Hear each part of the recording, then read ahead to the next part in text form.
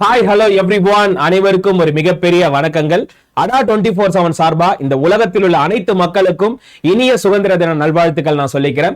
So நம்ம daily பாத்தீங்கன்னா நிறைய வீடியோஸ் நம்ம ப்ரொவைட் பண்ணிட்டு இருக்கோம். ஓகே, இன்னைக்கு ரொம்ப ரொம்ப முக்கியமான ஒரு நாள், சரிங்களா?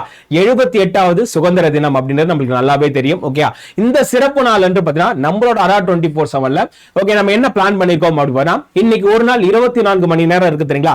இந்த 24 மணி நேரத்துல பாத்தீங்கன்னா 24 வீடியோக்கள் அப்படின்னு நான் உங்களுக்கு கொடுக்க போறேன். ஒவ்வொரு மணி நேரத்திலும் ஒவ்வொரு நம்மளோட சுதந்திர போராட்ட வீரர்கள் பத்தி நம்ம பார்க்க போறோம், சரிங்களா? அதற்கு முன்னாடி நீங்க நம்மளோட அடா 24/7ல ஜாயின் பண்ணலாம். ஓகே, இப்ப நல்ல ஆஃபர் போயிட்டு இருக்கு. 27% அப்படின்ற ஆஃபர் உங்களுக்கு எந்த பேக்கேஜ் இருந்தாலும் கிடைக்குது. அதே மாதிரி 2x validity plus biggest price drop அப்படின்றது ஒன்னு ஆயிருக்கு, சரிங்களா? என்னோட கோட் பாத்தீங்கன்னா Y836. இந்த கோட் யூஸ் பண்றது மூலமா 27% அப்படின்றது நீங்க ஆஃபர் வாங்கலாம்ப்பா. இன்னைக்கு முதலாவதா நம்ம யாரை பத்தி பார்க்க போறோம் அப்படின்னு பாத்தீங்கன்னா எஸ் பாரதியார் பத்தி பார்க்க போறோம். ஓகே, நம்ம தமிழ்நாடு அப்படின்னாலே ஃபர்ஸ்ட் நம்மளுக்கு யார் ஞாபகம் வருவாங்க அப்படி பார்த்தா முதலாவதா இருக்கக்கூடிய ஒரு தேசிய கவிஞர் அப்படின்றது பாத்தீங்கன்னா நம்மளோட பாரதியார் அவர்கள். இவரை பத்தி தான் நம்ம பார்க்க போறோம், சரிங்களா? சோ முழுக்க TNPSC எக்ஸாம் பாயிண்ட் ஆஃப் வியூல தான் நம்ம பார்க்க போறோம். இவரோட இயற்பெயர் என்ன அப்படின்னு பாத்தீங்கன்னா சுப்பிரமணி அப்படின்னு சொல்றாங்க. அதே மாதிரி சுப்பையா அப்படின்னு சொல்றாங்க, இல்ல சுப்பிரமணியன். ஓகே, சோ மணியன் அப்படின்னு சேர்த்தும் பாத்தீங்கன்னா இவர் அழைக்கிறாங்கப்பா. ஓகே, இவரோட பெற்றோர் பெயர் என்ன அப்படின்னு பாத்தீங்கன்னா சின்னசாமி மற்றும் லட்சுமி அம்மாள் அப்படி சொல்றாங்க. இவரோட மனைவி பெயர் பாத்தீங்கன்னா செல்லம்மாள். எப்போ பாரதியார் அவர்களுக்கு திருமணம் நடந்திருக்கு அப்படின்னு பார்த்தா 1897 ஜூன் மாசம் தான் இவருக்கான திருமணம் அப்படின்னு நடந்திருக்கு. இவர் எங்க பிறந்திருக்கார் அப்படின்னு பார்த்தா தூத்துக்குடி மாவட்டத்தில் உள்ள எட்டயபுரம் அப்படின்ற ஒரு பிளேஸ் இருக்கு. இந்த பிளேஸ் தான் பாத்தீங்கன்னா பாரதியார் அவர்கள் பிறந்த இடமா சொல்றாங்க. அதே மாதிரி இவரோட காலம் என்ன அப்படின்னு பார்த்தீங்கன்னா 11/12/1882 இருந்து 11/9/1921 வரை. ஓகே, சோ கிட்டத்தட்ட பாத்தீங்கன்னா குறுகிய காலம் தான் பாத்தீங்கன்னா இவர் வாழ்ந்திருக்காரு. ஆனா குறுகிய காலம் வாழ்ந்தாலுமே பாத்தீங்கன்னா நம்மளோட இந்திய தாய் மண்ணிற்கு என்னென்ன விஷயங்கள் இவர் பண்ணணுமோ அது எல்லாமே பண்ணிட்டு தான் போயிருக்காரு. அதனால தான் பாத்தீங்கன்னா இந்த நாள் வரையுமே பாத்தீங்கன்னா இவரோட நினைவு நம்ம என்ன பண்ணிருக்கோம், பாராட்டிட்டு இருக்கோம், சரிங்களா? இவரோட புனை பெயர்கள்லாம் என்னன்னு பாருங்க. புனை பெயர்கள்லாம் என்னது? இவர் நிறைய கட்டுரை எழுதியிருக்காரு, நிறைய கேலி சித்திரங்கள் வரைஞ்சிருக்காரு. ஓகே, இந்த மாதிரி வரையும் போது இல்ல எழுதும் போது பாத்தீங்கன்னா ஒவ்வொரு புனைப்பெயர்கள் வச்சு எழுதுவாங்க. அந்த மாதிரி பாத்தீங்கன்னா இவரோட புனைப்பெயர்கள் காளிதாசன், அதே மாதிரி மகாகவி, சாவித்ரி, ஓர் உத்தம தேசாபிமானி, சக்திதாசன், தேசிய கவி மற்றும் நித்திய தீரர். இது எல்லாமே பாத்தீங்கன்னா இவருக்கு வழங்கப்படுகின்ற புனைப்பெயர்கள் அப்படின்னு சொல்றாங்க, சரிங்களா? அடுத்த பாருங்க, பாரதியார் அவர்கள் ஓகே சின்ன வயசுல பாத்தீங்கன்னா கவி எழுதும் திறன் பெற்றவர். ஓகே, சின்ன வயசுல கிட்டத்தட்ட பாத்தீங்கன்னா ஒரு 7 வயசுல இவர் என்ன பண்ணிருக்காரு, கவிதை எழுதக்கூடிய ஆற்றல் பெற்றிருக்காரு. அதனால தான் பாத்தீங்கன்னா எட்டயபுர சமஸ்தானம் அப்படின்ற சமஸ்தானம் இருக்கு. அதாவது இவர் பிறந்த ஊர் எட்டயபுரம். ஓகே, அங்க இருக்கக்கூடிய சமஸ்தான மன்னர்கள்லாம் என்ன பண்ணிருக்காங்க அப்படி பார்த்தா ஒரு போட்டி வச்சிருக்காங்க. அந்த போட்டியில இவர் சிறப்பித்து எல்லா விஷயங்களும் கரெக்டா பண்ணதால இவருக்கு பாரதி அப்படின்ற ஒரு பட்டமும் இவருக்கு வழங்கியிருப்பாங்க, சரிங்களா?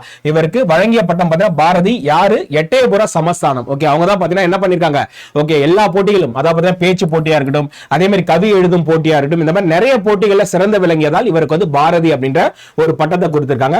அதே மாதிரி ஓகே தனது திருமணத்திற்கு பிறகு பாத்தீங்கன்னா கிட்டத்தட்ட ஒரு 2 ஆண்டுகள் பாத்தீங்கன்னா பாரதியார் எங்க தங்கி இருந்தார் அப்படின்னா காசில தங்கி இருந்தார்ப்பா. ஓகே, இவரோட நடை, உடை, பாவனை, பேச்சு, மொழி இது எல்லாத்தையுமே ஒரு மிகப்பெரிய மாற்றம் கொண்டு வந்த ஊர் என்ன அப்படி பார்த்தா இந்த காசி அப்படின்றத நம்ம சொல்லலாம். ஓகே, இங்க இருக்கக்கூடிய அந்த 2 ஆண்டுகளா பாத்தீங்கன்னா இப்ப நம்ம பாரதியார் அப்படின்னு சொன்னா ஃபர்ஸ்ட் நமக்கு என்ன ஞாபகம் வருது? ஓகே, அவரோட சீக்கிய தலப்பாகை ஃபர்ஸ்ட் நமக்கு ஞாபகம் வருது. அடுத்து பாத்தீங்கன்னா நிமிர்ந்த நடை. ஓகே, இது ரெண்டுமே பாத்தீங்கன்னா நமக்கு ஞாபகம் வருதுங்களா? அது வந்ததுக்கான மிக முக்கியமான காரணம் பாத்தீங்கன்னா இந்த காசில இவர் தங்கி இருந்த இந்த 2 ஆண்டுகள் தான். ஓகே, சோ இந்த 2 ஆண்டுகள்ல பாத்தீங்கன்னா ஓகே பாரதியாரின் ஆளுமையில் மிகப்பெரிய மாற்றம் ஏற்பட்டது. ஓகே, அதே மாதிரி முறுக்கு மீசை பாரதியார் வச்சது பாத்தீங்கன்னா இங்க போனதுக்கு அப்புறம் தான். அதே மாதிரி சீக்கியர்களின் தலைப்பாகை ஓகே கட்ட ஆரம்பிச்சது பாத்தீங்கன்னா காசிக்கு போயிட்டு வந்ததுக்கு அப்புறம் தான், சரிங்களா? இது எல்லாமே பாத்தீங்கன்னா இவரோட உடையில நடையில எல்லாத்துலயும் மாற்றத்தை ஏற்படுத்திய ஊர் பாத்தீங்கன்னா காசி அப்படின்றது நம்மளுக்கு தெரிஞ்ச ஒரு விஷயம், சரிங்களா? அதே மாதிரி பாரதியார் அப்படின்றது பாத்தீங்கன்னா ஒரு இதழாளராக நம்ம என்னென்ன விஷயங்கள் தெரிஞ்சுக்கணும் அப்படின்றத நம்ம கண்டுபிடிக்க போறோம். ஓகே, சோ பாரதியார் ஓகே நிறைய இதழ்கள்ல பாத்தீங்கன்னா துணை ஆசிரியரா வேலை செஞ்சிருக்காரு. அதே மாதிரி நிறைய இதழ்களும் பாத்தீங்கன்னா இவர் நடத்திருக்காரு. ஓகே, தமது இளம் வயதில் தன்னுடைய பத்திரிகையாளர் பணியை துணை ஆசிரியராகவும் ஓகே இருந்திருக்காரு. அதே மாதிரி பாத்தீங்கன்னா ஓகே ஆசிரியராகவும் பாத்தீங்கன்னா நிறைய இதழ்கள் இவர் நடத்திருக்காரு. அப்ப துணை ஆசிரியரா இருந்தது பாத்தீங்கன்னா சுதேசமித்ரன் அப்படின்ற ஒரு நாளிதழ்ல பாத்தீங்கன்னா இவர் என்ன பண்ணிருக்காரு, துணை ஆசிரியரா இருந்திருக்காருங்க. அதே மாதிரி 1904ஆம் ஆண்டு ஓகே என்ன பண்ணிருக்காரு அப்படின்னா இந்த சுதேசமித்ரன் அப்படின்ற ஒரு இதழையும் பாத்தீங்கன்னா இவர் தொடங்கியிருப்பார். அடுத்து பாருங்க 1905ஆம் ஆண்டு சக்கரவர்த்தினி. ஓகே, 1905ஆம் ஆண்டு சக்கரவர்த்தினி அப்படின்ற ஒரு இதழ் பெண்களுக்காக தொடங்கியிருப்பாரு. கர்மயோகி, பாலபாரதம் முதலிய ஆங்கில இதழ்களை இவர் நடத்தியிருக்காரு. ஓகே, வேற என்னென்ன இதழ்களோட ஆசிரியரா இருந்திருக்காரு அப்படின்னு பார்த்தா இந்தியா அப்படின்ற இதழ், விஜயா, அடுத்தது சூரியோதயம். ஓகே, இந்த 3 இதழ்களோட ஆசிரியராகவும் இவர் வந்து பணியாற்றிருக்காரு. ஓகே, அதாவது பாத்தீங்கன்னா பாரதியார் அப்படின்றது பாத்தீங்கன்னா ஓகே நமக்கு வந்து கவிதை எழுதுவார் அப்படின்னு நல்லா தெரியும். அதையும் தாண்டி ஓகே ஒரு இதழாளராகவும் இவர் வந்து ஓகே மிகப்பெரிய ஓகே வேலைகள் பாத்தீங்கன்னா நம்மளோட இந்திய நாட்டுக்காக பண்ணியிருக்காரு. ஏன்னா இதன் மூலமா தான் இவர் என்ன பண்ணிருக்காரு, நம்மளோட சுதந்திர தாகத்தை மக்கள் எல்லாத்துக்குமே வெளிப்படுத்துற ஒரு ஆயுதமா பாத்தீங்கன்னா இந்த செய்தித்தாள்களை இவர் வந்து நடத்தியிருக்காருப்பா.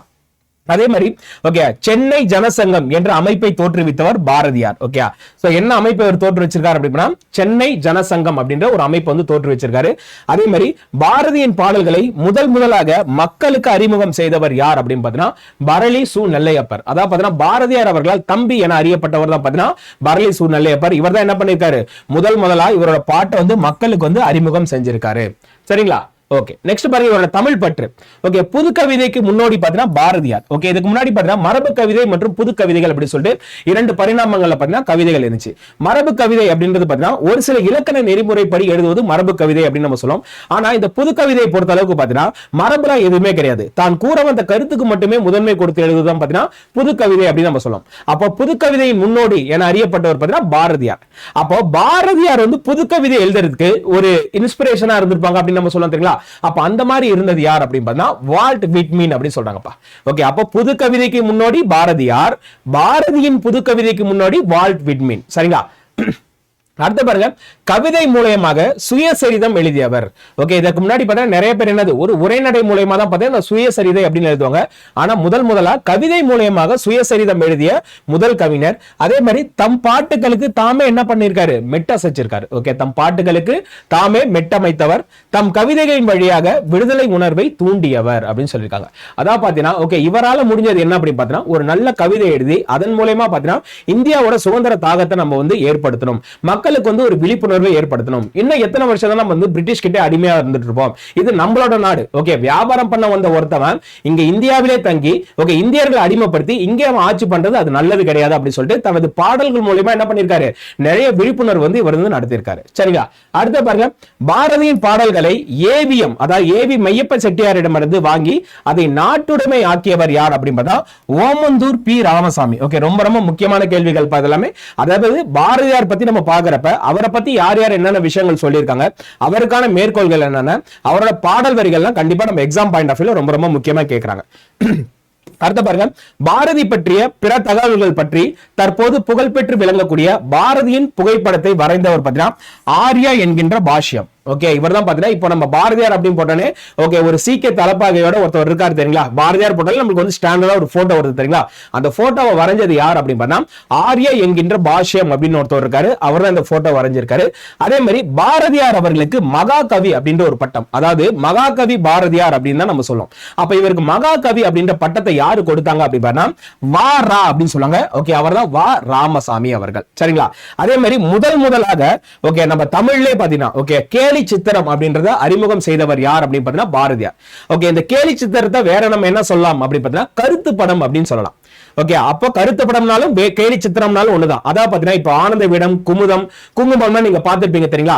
அதுல பாத்தீங்கன்னா ஃப்ரண்ட் பேஜ் ஓகே அதுக்கு பின்னாடி பாத்தீங்கன்னா உங்களுக்கு வந்து ஒரு கார்ட்டூன் மாதிரி இருக்கும். ஓகே, ஒரு அரசியல் நிகழ்வா இருக்கட்டும், இல்ல இந்த வீக்ல வந்து தமிழ்நாடு எப்படி இருக்கு, இந்தியா எப்படி இருக்கு அப்படின்னு சொல்லிட்டு ஒரு படம் மூலமா ரெப்ரசென்ட் பண்றாங்க தெரியுங்களா. இதை வந்து என்னது கிட்டத்தட்ட ஓகே ஒரு 100 ஆண்டுகளுக்கு முன்னாடியே யார் வந்து வரைஞ்சு காமிச்சிட்டா அப்படின்னு பாத்தீங்கன்னா பாரதியார் அவர்கள் செஞ்சு காமிச்சிட்டாரு. ஓகே, கேலி சித்திரம் மற்றும் கருத்து படம் போன்றவற்றை உருவாக்கியவரும் யார் அப்படின்னு பாரதியார் அவர்கள்.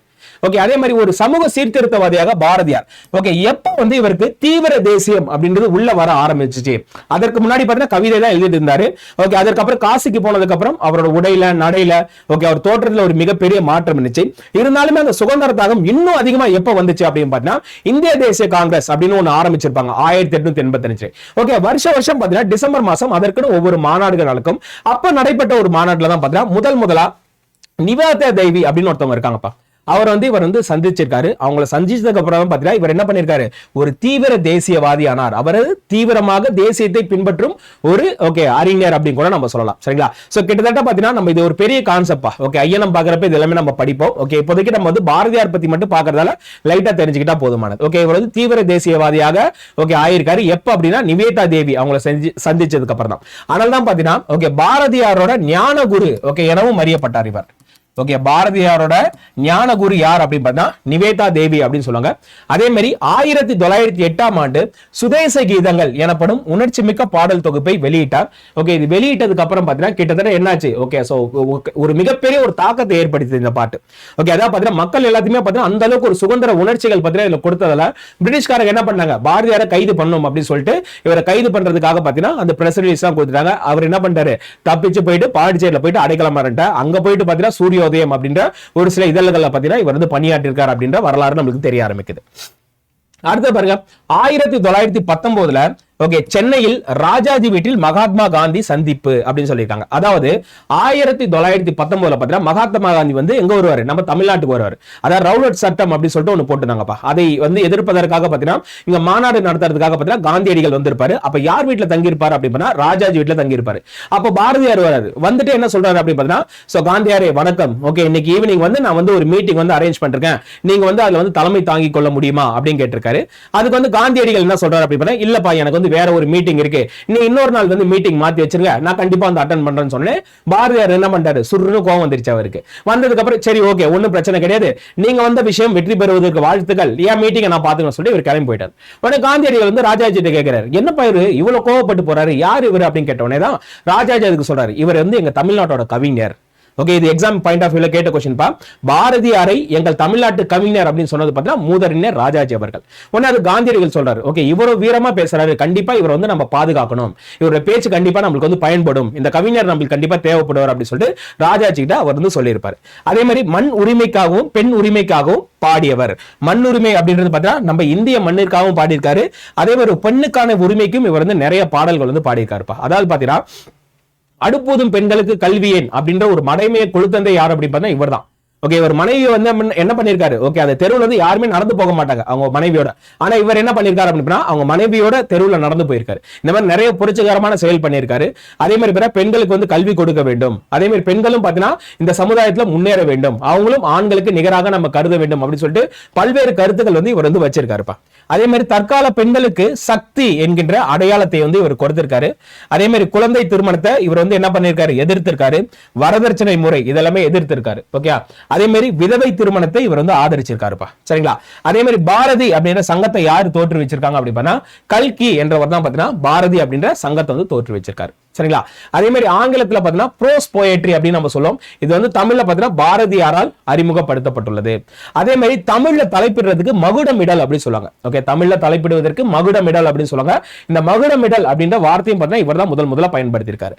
ஓகே, தமிழ் புதிய வகைக்காக பாரதியாரின் பங்களிப்பாக அவரின் சந்திரிகையின் கதை ஓகே அப்படின்றது பாத்தீங்கன்னா 1900 இருக்கு. இது வந்து ஒரு உரைநடை இலக்கியமா இருக்கும்பா. இதான் பாத்தீங்கன்னா இவரோட கடைசி கதையாகவும் இருக்கு. அதே மாதிரி பாரதி ஒரு தேசிய கவிஞராக கருதப்படுகிறார். இவரது இறுதி சடங்கில் 14 நபர்கள் மட்டுமே ஓகே கலந்து கொண்டனர் அப்படின்ற வரலாறோட ஓகே பாரதியார் வந்து நம்ம முடிக்கிறோம். சரிங்களா? சோ இவர் பாடிய பாடல்கள் பாருங்க. ஓகே, தேசிய பாடல்கள், சமூக பாடல்கள், சுதந்திர பாடல்கள், தலைவர் வாழ்த்துக்கள், புதிய ஆத்திச்சூடி, இந்த மாதிரி வசன கவிதைகள் நிறைய பாடல்கள் பாடியிருக்காங்க. அதே மாதிரி கண்ணன் பாட்டு, குயில் பாட்டு, பாஞ்சாலி சதம். இது என்ன சொல்றாங்கன்னா முப்பெரும் பாடல்கள் அப்படி சொல்றாங்க. அதே மாதிரி பாஞ்சாலி சபதம் என்பது ஒரு காவியம் அப்படி சொல்றாங்க. ஓகே, அடுத்து பாருங்க இவரோட உரைநடை இலக்கியங்கள் ஞானரதம், சந்திரிகையின் கதை, தராசு அப்படின்னு சொல்லியிருக்காங்க. அதே மாதிரி பகவத்கீதையை தமிழில் மொழிபெயர்த்தவர் யார் அப்படின்னு டிஎன்பிஎஸ்சி கேள்வி. ஓகே, அதற்கு சரியான விடை பார்த்தீங்கன்னா பாரதியார் என்பது. அடுத்து பாருங்க, தமிழுக்கு தொண்டு செய்வோன் சாவதில்லை, தமிழ் தொண்டன் பாரதி தான் செத்ததுண்டோ அப்படின்னு கூறியவர் பாத்தீங்கன்னா பாரதிதாசன். இதெல்லாம் முக்கியமான மேற்கோள்பா. டைரக்டா நம்ம கேள்வி கேட்கலாம். பாரதியார் ஒரு அவதார புருஷர். இவர் நூலை தமிழர்கள் ஒரு வேதமாக கொள்ள வேண்டும் அப்படின்னு சொன்னவர் பாத்தீங்கன்னா பரளி சு நல்லையப்பர் அவர்கள் சொல்லியிருக்காரு. ஓகே, பாரதியோட பாடல்களை முதலா மக்களுக்கு அறிமுகப்படுத்தியவர் பரளி சு நல்லையப்பர்.